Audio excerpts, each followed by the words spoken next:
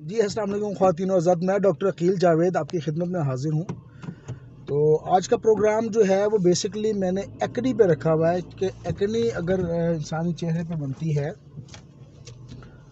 तो उसकी वजह क्या है, वो बनती क्यों है, फिर कौन से खानों से या किस किस्म के फूड से वो बढ़ती हैं और कॉम्प्लिकेशंस हो सकती हैं। फिर इसका एलोपैथिक तो खैर नहीं, होम्योपैथिक मोड ऑफ ट्रीटमेंट क्या हो सकता है कि सिम्टम्स क्या होंगी और उसकी होम्योपैथिक मेडिसिन क्या होंगी। तो प्रोग्राम बड़ा इंटरेस्टिंग होगा, स्पेशली उन स्टूडेंट्स के लिए जो कि होम्योपैथी पढ़ रहे हैं और उन जूनियर डॉक्टर्स के लिए जिन्होंने रिसेंटली होम्योपैथी पास की है और क्लियर किया है, तो अपने क्लिनिकल प्रैक्टिस करना चाह रहे हैं। तो उनके लिए ज़रूरी ये है कि ये प्रोग्राम एंड तक देखें। इंशाल्लाह ताला after watching this video you would be able to understand that what is acne and what is its homeopathic treatment। और डिस्क्लेमर दे दूं कि ये प्रोग्राम जो अगर पेशेंट को किसी को मसला हो तो अपने मालिक से रब्ता करें या वॉइस नोट के थ्रू, व्हाट्सएप के थ्रू हमसे रब्ता कर लें। तो आते हैं जी, coming back to the point, acne. Acne दरअसल एक ऐसी कंडीशंस हैं। एक्नी अगर हम बात करें तो ये इसकी ब्रॉड सेंस है, और पिंपल की बात करें तो साइन और सिम्टम्स जो आते हैं उसको हम पिंपल कहते हैं। तो एक्नी को आप ब्रॉड सेंस में लेंगे और पिंपल को आप उसकी साइन और सिम्टम में लेंगे तो फिर इसकी अंडरस्टैंडिंग क्लियर होगी। बेसिकली है क्या ये, हेयर फॉलिकल्स क्लॉग्ड हो जाते हैं, यानी कि हेयर फॉलिकल्स की जो, या बालों की हुर्फे आम आदमी के समझा दूँ कि बालों की जो जड़ें हैं उसमें रुकावट बन जाती है, बंदिश बन जाती है। तो ये बेसिकली एक्नी का सबब बनता है। कैसे बनता है इसको मेडिकली देखते हैं कि इसमें क्या मतलब प्रॉब्लम्स आती हैं।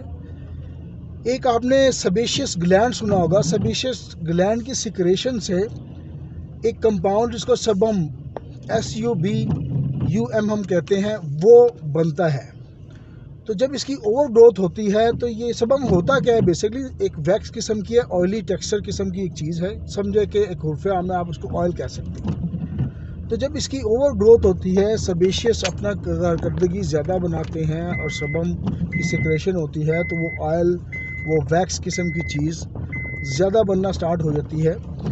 और अल्टीमेटली जब ये हेयर फॉलिकल्स में एक पोर होता है, गैप होता है, उस गैप को ज़्यादा फिल हो जाता है, उस ऑयल की वजह से, सबम की वजह से फिल हो जाता है। तो प्लस इसमें जो डेड सेल्स हैं वो भी इकट्ठे हो जाते हैं। उसके बाद जो आसपास के बैक्टीरियाज हैं वो इकट्ठे हो जाते हैं। तो वो जो अनवांटेड ग्रोथ होती है वो पिंपल की सूरत में, फिंसी की सूरत में, दाने की सूरत में, चेहरे पे या किसी दूसरी जगह पे नमूदार हो जाती है। तो ये इसकी मेडिकल एक लॉजिक और रीज़न्स मैं आपको बता रहा था। अच्छा, बातें हैं कि जी ये जो है इस किस किस्म के खानों से ये प्रॉब्लम हो सकती है और कौन सी रीज़न्स हैं जिसकी वजह से एक्ने डेवलप हो सकता है या हो सकती है।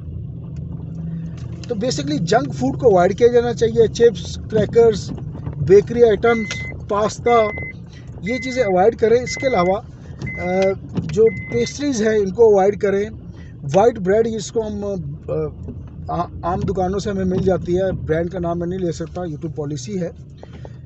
सॉफ्ट ड्रिंक्स, ये जो बोतलें हम पीना स्टार्ट करते हैं दगादड़, कहीं पे हमें मिल जाए, फ्री में मिल जाए, कीमतन मिल जाए, तो हम उसको डगाडग कटाना स्टार्ट कर देते हैं, वो भी इसके एक रीज़न है। और सबसे बड़ के रीज़न इसमें जो हार्मोनल चेंजेस हैं, जब हार्मोनल चेंजेस होती हैं तो उससे ये ज़्यादा मसला बनता है और प्रॉब्लम हो सकती है। इसके अलावा जो पेशेंट्स हैं फीमेल में, जो PCOS यानी कि वो जो रसोलियों की पेशेंट है, उनमें भी ये इश्यूज हो सकते हैं, चूँकि हार्मोन सारे डिस्टर्ब हो जाते हैं, तो उससे ये प्रॉब्लम हो सकती है। तो ये वो रीज़न्स हैं जिससे प्रॉब्लम बन जाती है एक्ने की। तो मैंने जी बताया कि एक्ने क्या है, उसकी वजूहात क्या है डेवलप होने की, और ऐसे खाने जो आप इस्तेमाल करते हैं वो कौन से खाने हैं जिनसे इसका मतलब वो बन सकता है ये। अब आते हैं होम्योपैथिक मोड ऑफ ट्रीटमेंट की तरफ। तो होम्योपैथिकली इसको ज़ाहिर है सिम्टम्स होंगी तो होम्योपैथी काम करती है। इसमें जो पहली मेडिसिन आपकी स्क्रीन पर आप देख सकते हैं, हेपर सल्फ है। हेपर सल्फ का जो पेशेंट होगा उसके दाने या फिंसी या फोड़े जो भी जिसम या चेहरे पे होंगे, तो वो बेसिकली उसमें पस मौजूद होगी। पस मौजूद है तो हैपरसल्फ एक अच्छी मेडिसिन हो सकती है। हैपरसल्फ 30 में अच्छा काम करती है। ट्रीडिस करें, सुबह दोपहर शाम इस्तेमाल करें। उसके बाद बेलाडोना एक बड़ी मेडिसिन है। बेलाडोना 30 में अच्छा काम करती है। बेलाडोना का जो होम्योपैथिक सिम्टम है या साइन है, इसके जो दाने या फिंसी फोड़े होंगे उसमें रेडिश यानी कि रेड कलर ज़रूर होगा। अगर रेड कलर है तो ये बेलाडोना है, अदरवाइज बेलाडोना मेडिसिन नहीं बनती। सलेशिया अगर आप देखें, सलेशिया एक अच्छी मेडिसिन है।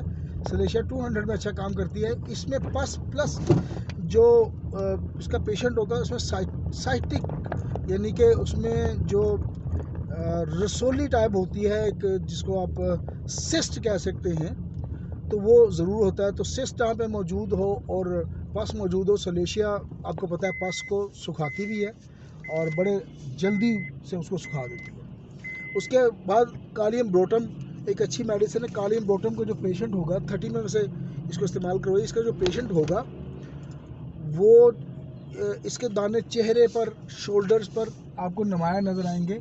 तो अगर चेहरे और शोल्डर पर दाने हैं तो कालियम ब्रोटियम को आप आजमाएंगे। इसके बाद सल्फ़र है। सल्फ़र की प्रॉपर्टी या सिम्टम ये है कि सल्फ़र के पेशेंट को एक तो जलन होगी उसमें, उसके अलावा ख़ारिश होगी उन दानों में, उन फिंसियों में ख़ारिश होगी। तो जहाँ पे आपको ख़ारिश नज़र आए तो सल्फ़र को ना भूलिएगा।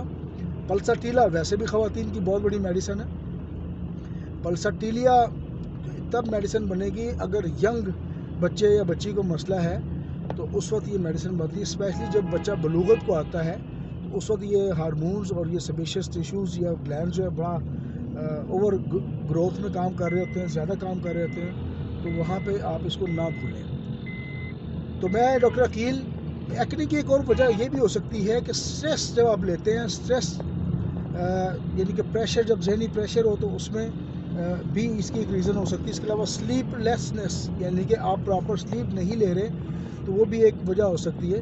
और कुछ ख़ास किस्म के ड्रग्स, हार्मोनल डिस्टर्बेंस तो अपनी जगह मौजूद, कुछ ख़ास किस्म के ड्रग्स आप लेते हैं तो वो भी इशू हो सकता है। तो दुआ में याद रखिएगा। मैं doctor Akeel Javed, AJ health TV से इजाज़त चाहूँगा। Thank you very much.